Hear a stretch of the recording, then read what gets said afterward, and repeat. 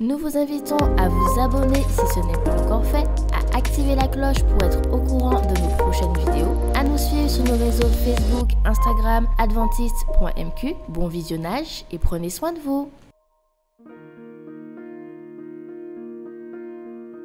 Vous avez besoin d'aide. Vous souhaitez vous entretenir avec un pasteur, un psychologue, un conseiller en relations d'aide. La cellule d'écoute de la Fédération des Églises adventistes du 7e jour de la Martinique est à votre disposition, 7 jours sur 7, de 8h à minuit, au 0805 288 394. Cet appel est gratuit.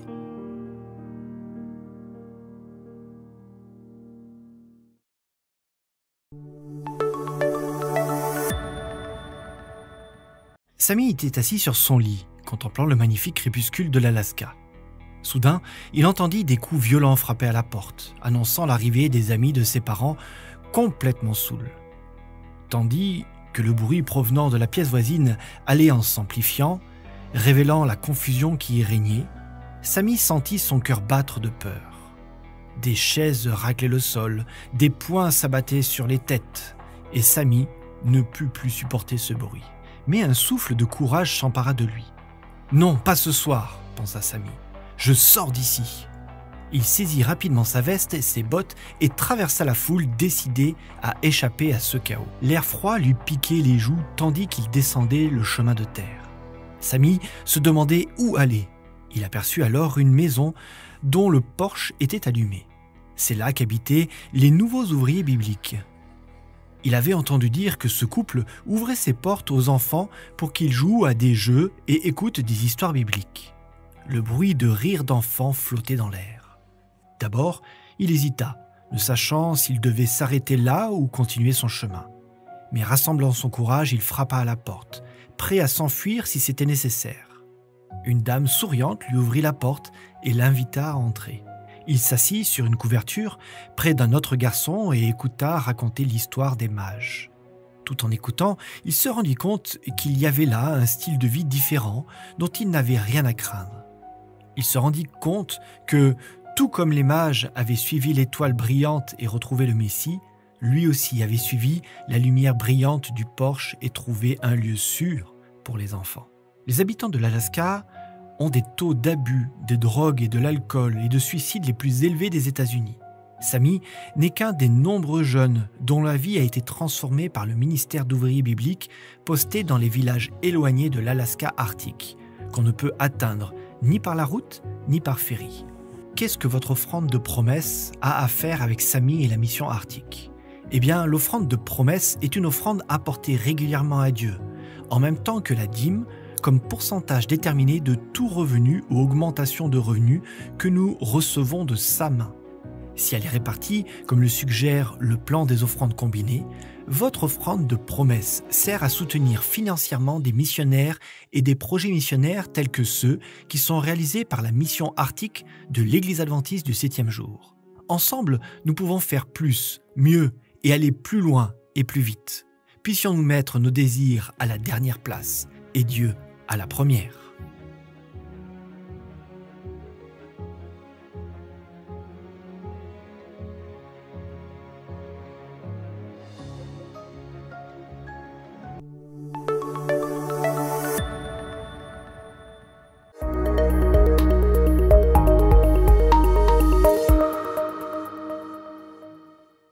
En ce sabbat, j'ai le plaisir de vous présenter mes salutations en Jésus.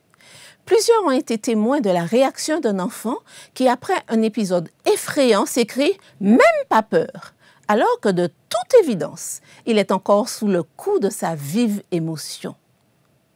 La peur n'épargne personne, cependant, peu nombreux sont ceux qui admettent avoir peur. Qu'est-ce que la peur ? La peur est une appréhension ou crainte devant un danger qui pousse à fuir ou à éviter une situation, ce qui est positif.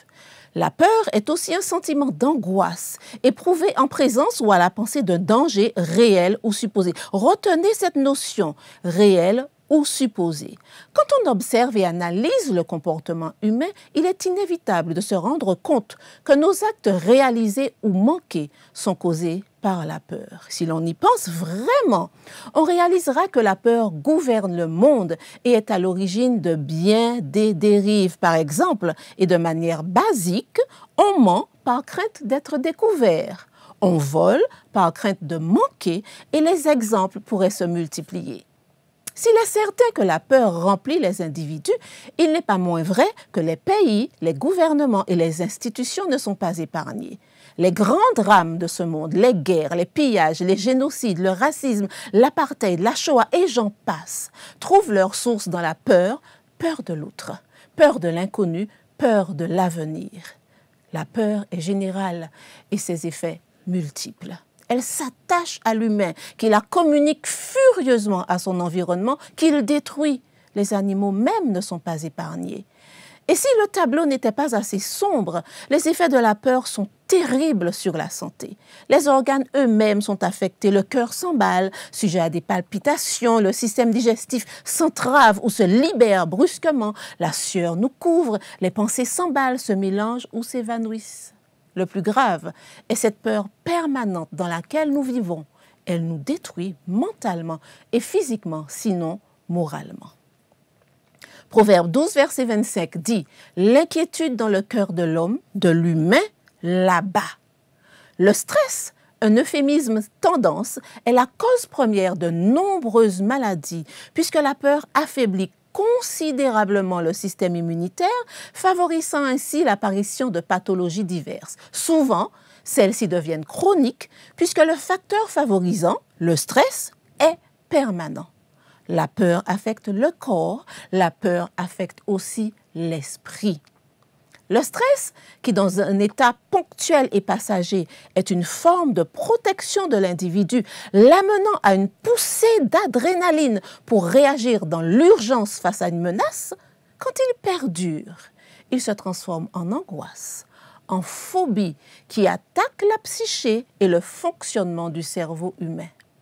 La peur déséquilibre l'individu, l'empêche d'avoir des idées claires et d'exercer son jugement de manière adéquate. La peur nous entraîne, nous enchaîne, nous dégrade et nous détruit à petit feu. Elle nous lie, elle nous amoindrit. A-t-elle toujours été le lot de l'homme? A priori, oui, puisque dans notre remontée historique du temps humain, des origines à nos jours, nous sommes témoins à toutes les époques du règne de la peur. Cependant, l'avantage que nous avons en tant que croyants est que nous avons accès aux archives de l'origine des origines, les archives du commencement que nous trouvons dans la Genèse. Et que disent-elles? Premièrement, que Dieu créa. Genèse 1, verset 1. Et il créa tout. Et il créa tout très bon. Genèse 1, verset 31. Dieu vit tout ce qu'il avait fait. Et voici, cela était très bon. Ainsi, il y eut un soir et il y eut un matin et ce fut le 6e jour. Deuxièmement, quand Dieu offre une compagne à Adam, la situation n'a pas changé. Tout était encore très bon. Il n'existait rien de négatif dans ce jardin d'Éden puisque Genèse 2, verset 25 atteste que même si Adam et Ève étaient nus, ils ne connaissaient pas la honte. Mais tout bascule dans Genèse 3. Adam connaît une émotion nouvelle, émotion qui, au lieu de maintenir sa proximité et son dialogue quotidien avec Dieu, l'entraîne loin de son Créateur et le pousse à se dissimuler, à se cacher. Quand Dieu, à son habitude, appelle Adam pour leur conversation quotidienne, il n'obtient aucune réponse. Quand Dieu insiste, Adam se justifie et répond au verset 10. « J'ai entendu ta voix dans le jardin et j'ai eu peur parce que je suis nu et je me suis caché. » C'est la première mention de la peur dans la lignée humaine. Quel a été l'élément déclencheur? Le péché. Notez-en bien le développement. Premièrement, la peur est implantée dans l'essence, l'être de nos premiers parents par Satan à partir du moment où Adam a quitté le camp de Dieu pour basculer dans le camp ennemi au moyen de la désobéissance. Deuxièmement, Adam reconnaît heureusement, éprouver cette émotion de peur qui a des conséquences immédiates. Par exemple, la voix de Dieu qu'il recherchait, appréciait et savourait le fait maintenant fuir. Il dit « J'ai entendu ta voix et je me suis caché ». Deuxièmement, son regard qu'il portait sur Dieu, il le reporte désormais sur lui-même et cela de manière négative. Il dit « Je suis nu ». Déclaration qui, jointe à son attitude de fuite, témoigne de malaise, de la présence d'un autre sentiment négatif, la honte. Enfin, cette peur qui l'assujettit, l'emprisonne, lui dicte dorénavant son comportement. Il déclare « Je me suis caché ». Que pouvons-nous en déduire? La peur est la conséquence directe du péché et est un artifice puissant venant du malin pour nous maintenir sous son influence. Et cela est d'autant plus pernicieux que cette peur ne concerne pas seulement les menaces réelles, mais puisqu'enracinée dans notre cerveau, la peur affecte aussi notre imagination. J'en veux pour preuve cette étude qui certifie que seuls 8% de nos craintes sont fondées sur quelque chose de réel.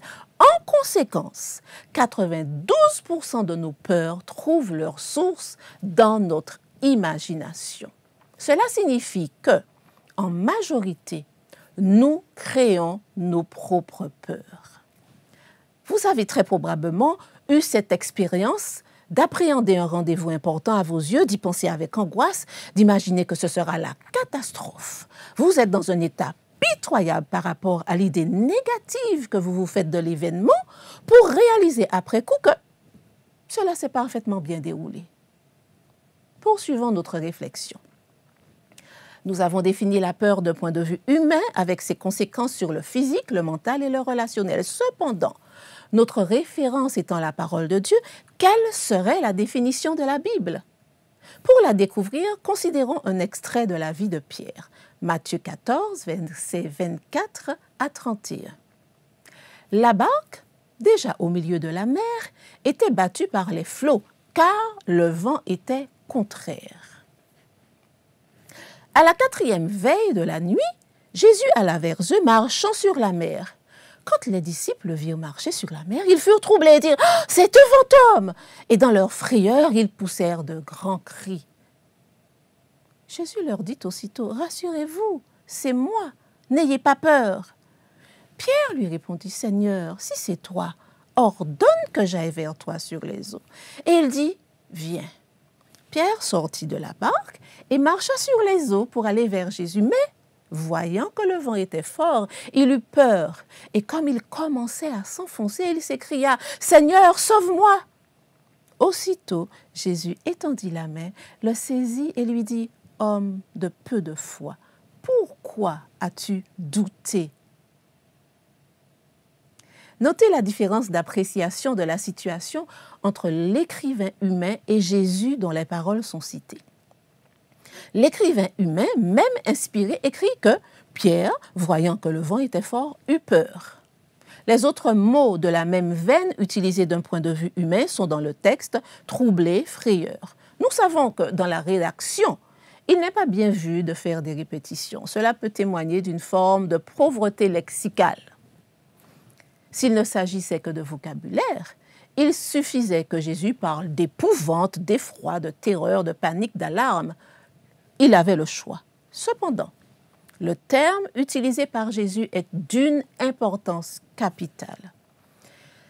La définition du trouble, de la peur, de la frayeur, dans la perspective humaine, se traduit dans la perspective divine par le doute. Jésus dit bien à Pierre, « Pourquoi as-tu douté ?» Il ne dit pas « Pourquoi as-tu cessé de me regarder ?» Il ne dit pas « Pourquoi as-tu eu peur ?» Mais bien « Pourquoi as-tu douté ?» Pour Jésus, la peur humaine est un doute. Un doute par rapport à quoi? Un doute par rapport à ses engagements envers nous, au travers de sa parole, rien d'autre. Cela signifie que toutes les fois où je me sens remplie de terreur, que je panique, que je suis anxieuse, en réalité, je suis remplie de doutes quant à la parole de Dieu. Mes peurs La peur est l'expression du doute. Et Dieu nous révèle que cette peur, ce doute, est en réalité un manque de confiance dans sa parole. À ce stade, vous comprenez un peu mieux, je l'espère, le caractère vicieux de cette peur que l'ennemi s'est assuré d'enraciner profondément dans notre cœur tout de suite après le péché. C'est son arme destructrice par excellence, car la peur, le doute, nous empêche de faire confiance à Dieu, à ses promesses, à ses engagements et aux serments prononcés en notre faveur. Ceci est véritablement terrible parce que la confiance et la foi sont indispensables pour mener sur cette terre la vie que Dieu exige de nous. Ellen White souligne ce point essentiel. Par la foi en ses promesses, chacun sera délivré de l'erreur et de la domination du péché. Jésus-Christ, page 202. Et pour ce qui est du salut, la parole le dit bien en Hébreux 11, verset 6. « Or, sans la foi, il est impossible de lui être agréable, car il faut que celui qui s'approche de Dieu croit que Dieu existe et qu'il est le rémunérateur de ceux qui le cherchent. Si je n'ai pas confiance en Dieu, si je n'ai pas foi en lui, si je doute, je ne puis vivre comme il le requiert et je perds le bénéfice du salut par le sacrifice de Jésus parce que, pour avoir le salut, je dois croire en les vertus expiatrices du sang versé pour moi. En d'autres termes, l'ennemi a tenté, en même temps que l'homme a péché, de lui interdire l'accès au salut en l'emprisonnant dans la peur, le doute. Cependant, et là je dis gloire à Dieu, l'amour et la préscience de Dieu sont tels que je suis émerveillée. Dieu, sachant que l'atout majeur de l'ennemi pour notre perte éternelle, nous le portions désormais en nous, sachant que chaque jour serait une lutte sans merci pour ceux qui ont fait le choix de le servir, vous et moi, en Père aimant et prévoyant, il a placé dans sa parole pas une, pas deux, pas trois, mais 366 textes qui nous rassurent. En voici quelques-uns. Psaume 118, verset 6. « L'Éternel est pour moi, je ne crains rien. Que peuvent me faire des hommes ?» Ésaïe 41, verset 13. « Car je suis l'Éternel ton Dieu, qui fortifie ta droite, qui te dit, ne crains rien, je viens à ton secours. » Ésaïe 41, verset 10. « Ne crains rien, car je suis avec toi. Ne promène pas des regards inquiets, car je suis ton Dieu. Je te fortifie, je viens à ton secours. Je te soutiens de ma droite triomphante. » Ésaïe 43, verset 2. « Si tu traverses les eaux, je serai avec toi. Et les fleuves, ils ne te submergeront point. Si tu marches dans le feu, tu ne te brûleras pas, et la flamme ne t'embrasera pas. » Philippiens 4, verset 19. « Et mon Dieu pourvoira à tous vos besoins selon sa richesse, avec gloire en Jésus-Christ. » Comment vivre sans peur? Deux possibilités. Soit la prise d'une dose quotidienne, d'une promesse puisée dans sa parole, ou un comprimé à diffusion lente en mémorisant ses promesses et en se les répétant tout au long de la journée. Exemple, Hébreux 13, verset 5. Dieu lui-même a dit, « Je ne te délaisserai point et je ne t'abandonnerai point. » Jérémie 31, verset 3. « De loin, l'Éternel se montre à moi. Je t'aime d'un amour éternel. C'est pourquoi je te conserve ma bonté. » Ésaïe 49, verset 16. « Voici, je t'ai gravé sur mes mains. » Zacharie 2, verset 12. « Celui qui vous touche, touche à la prunelle de son œil. » Quelle est donc la thérapie de Dieu contre le mal destructeur du doute?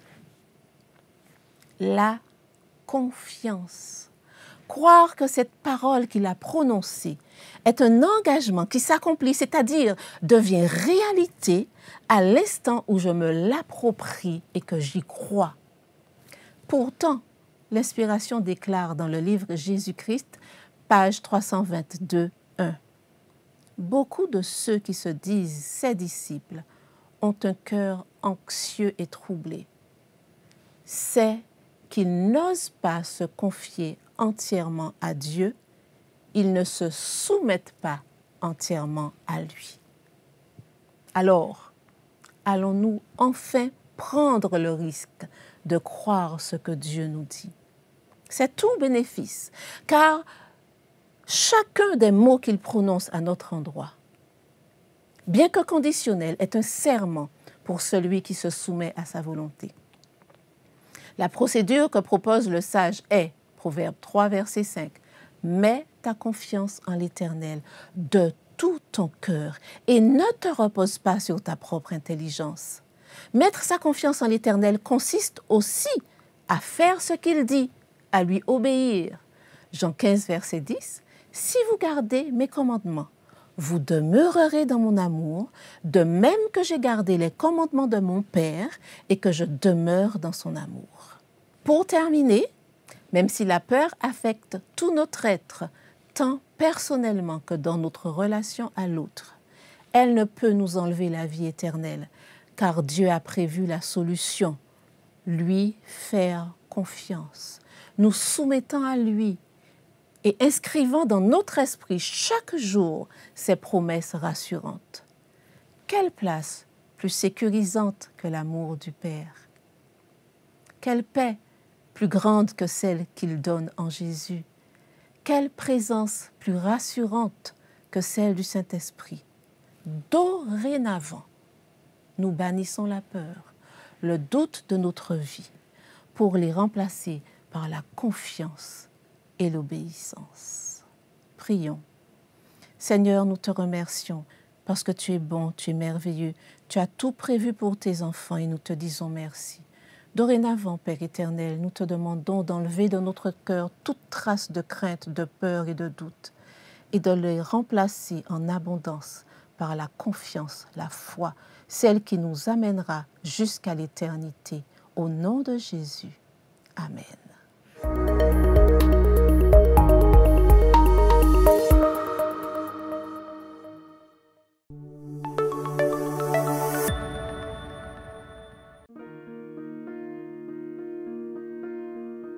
Vous avez besoin d'aide. Vous souhaitez vous entretenir avec un pasteur, un psychologue, un conseiller en relation d'aide. La cellule d'écoute de la Fédération des Églises adventistes du 7e jour de la Martinique est à votre disposition, 7 jours sur 7, de 8h à minuit, au 0805 288 394. Cet appel est gratuit.